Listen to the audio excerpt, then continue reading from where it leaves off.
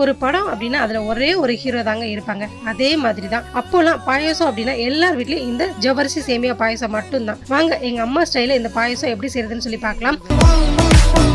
இதுக்கு 1 லிட்டர் தண்ணி கூட 200 ml பால் சேர்த்துக்கலாம். இது நல்லா கொதி வந்ததுக்கு அப்புறமா 1 கிளாஸ் ஜவ்வரிசியை வறுத்து இந்த பால்ல சேர்த்துக்கலாம்.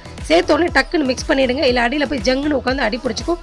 வாசனைக்கு 4 ஏலக்காவை தட்டி சேர்த்துட்டு ஜவ்வரிசி இந்த மாதிரி கண்ணாடி மாதிரி வெந்துடணும். வெந்ததுக்கு அப்புறமா 1 கிளாஸ் அளவுள்ள சேமியாவை சேர்த்துட்டு நல்லா மிக்ஸ் பண்ணி விட்டுடுங்க. ஏன்னா அவனோட கூட்டாளி தான் இவனும் போய் ஜங்குன்னு அடியில உட்காந்துப்பான்.